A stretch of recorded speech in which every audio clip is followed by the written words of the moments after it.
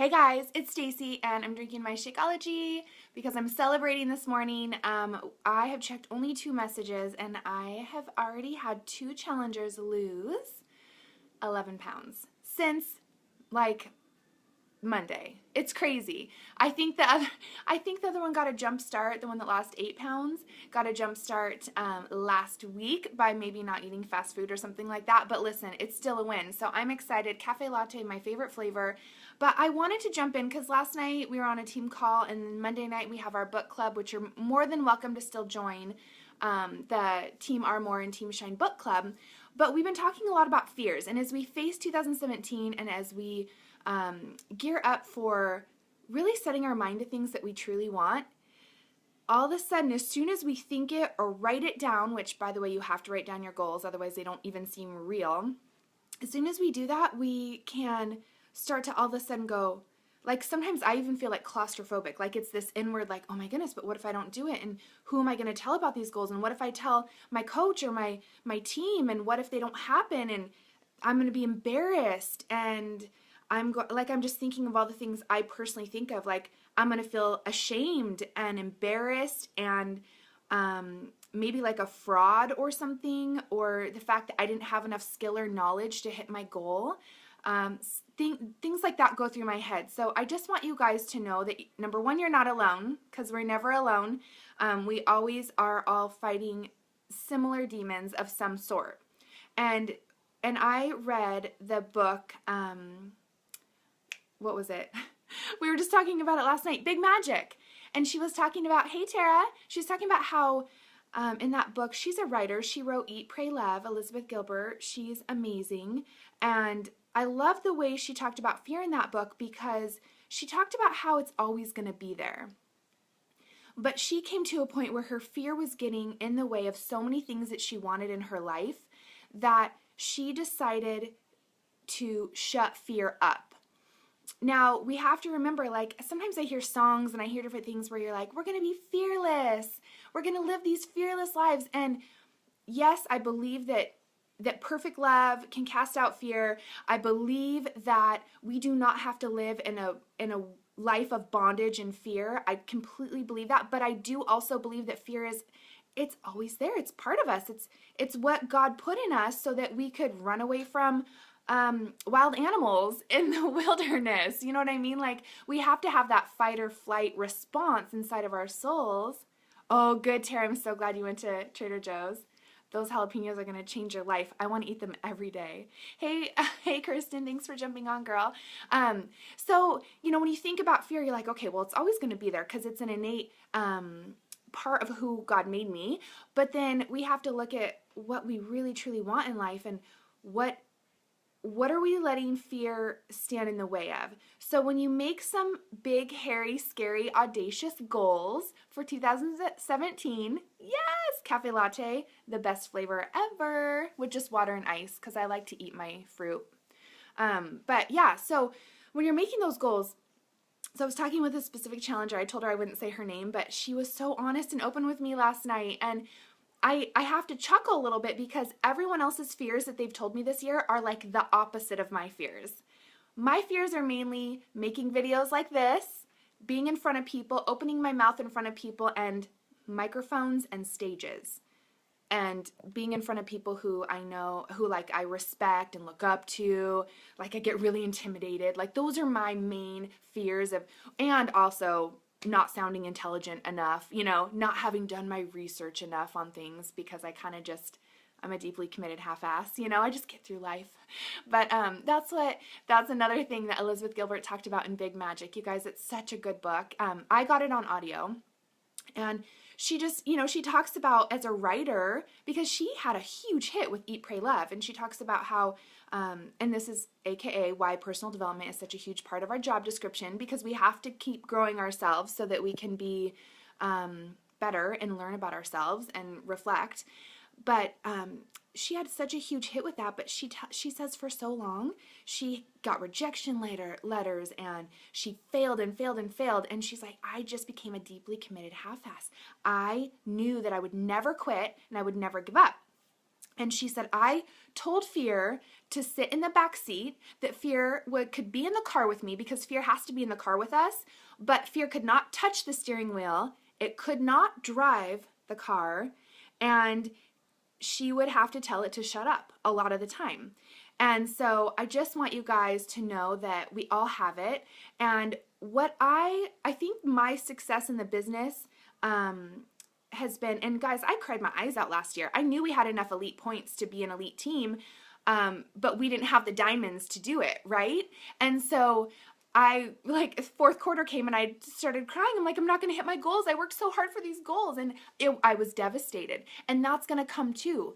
But that's okay, because we still came out premier, and we still came out with some amazing transformations on our team of lives that have been changed, and courses of people's lives that will forever be different. And that is what we're here for. We're here to get people results and to love on people and to be with them.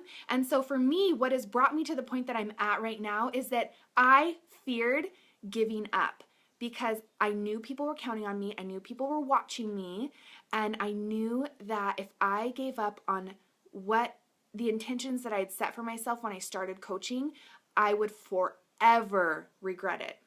So no matter how crappy I've been at certain points in the journey, or how half-assed I've been, I know that giving up would devastate me. And so I think a lot of us are so fearful to even start. Well, I started, and I just show up every day on social media because that's what I know brings results for my business, and for people to know, like, and trust me, so that you guys will come and join me and be with me, and be with your coach that invited you here. They showed up for you, didn't they? And so my fear was to let people down, and that has fueled me along the journey. And so if you can tweak your mindset and be like, okay, well, who cares if I don't hit my goal? I'm still going to set it, because if I don't set it, I'm not going to hit it either, right?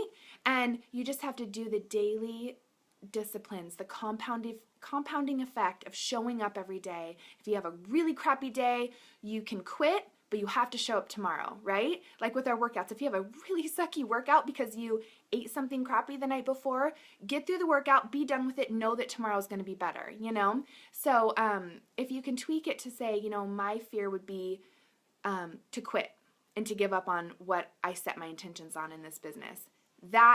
Make that scarier than whatever you're fearing about how claustrophobic or worrisome those goals seem to you. And then also, I also fear not living out my purpose that God created me to do. I have always worked with women. I did cosmetics at Nordstrom. I am an esthetician. I spray tan people. I wax their bikinis. I really, truly enjoy making women feel beautiful. And now it's progressed into health and fitness. And I feel like this is my calling, So maybe I don't have all the leadership skills to lead you guys to an elite team within 2 years of being a coach. Whatever. Who cares? Like, I'm at least making a mark and I'm doing something good. So I fear not showing up for that woman who needs my story and who needs my message to get deep into her heart too, so that she can have the confidence and the courage to change her health and to live a better life in the future, and to be a healthy grandma, and to look good in front of her husband. Like, I'm just kind of casting my vision over the year and letting you guys in on it, because if I don't let you in on what I'm doing, you're not going to know. You're not going to know what's going on. I just fear, who is that person? I know there's someone today that needs to read my post. Whatever I post, it's just going to be my journey. I'm not going to think super hard about it, because after a few years now, I've kind of got the posting stuff down, because I've made it like second nature. You know what I mean? Like, and that's the beauty of it, is you just keep doing it and it becomes second nature. You just start pushing play every day, and then that's what you do. That's who you are, And so that's what the beauty of creating those disciplines that just become habits. And they become habits that aren't as burdensome anymore. So guys, think about the women that you could help. Think about your story and who you used to be, and show up for that person, and fear not showing up for them because of what could their life look like if you don't. You know what I mean? Their suicide rates. I mean, you can even get as deep as all of that. Depression, going to the doctor for anxiety medicine. What if they got on, thanks, Devin, What if they got on a workout in some superfoods to help the head? My head's always messed up, but this helps me, and I know how to adjust what I need to do, and I've learned how to discipline my body and my mind. Like, okay, I just need more sleep right now. I'm really emotional. Let me go to bed earlier. You know, you just really are advocating for yourself, and I think that that is something that this nation needs more of, and I think that it's something that we all just need more of. Our families need more of. Our kids need more of, you know. So I love you guys. Thanks for letting me get on and share. You know, I'm so fired up for this year, and my heart is for all of you guys to hit your goals. And I'm going to face some super big fears this year, and I'm going to cry about it right now, but I will share them all with you, and I'm going to do it because I want to do it to help other people that might be scared of the microphone, that might be scared of the stage, that might be so scared to open their mouth in front of other people that it like limits them. It makes them mute. We can't be mute anymore. I can't be mute anymore. I've done it way too long in my life, and I will share more on this. But as you journey, you'll start to realize the things that happened in your childhood. I told Tabitha about it at Coach Summit one night when we were having drinks. So this isn't a real drink. I'll tell you one time when I have wine. But like, there's things that affect us, you guys. And as we journey on this health and fitness journey, so many awesome things happen, and they come up and out of us, and we can really look at ourselves, and through the personal development and through the focused intent on our health, see that stuff, you know. So be patient with yourself, be kind with yourself. Know that if you just show up every day and you never ever, you freaking refuse to quit, your business will be good, your health will be good, and everything will be good, because that is what this company is about. So I love you guys. Have a good day. I'm gonna go take care of my sick kid. Bye.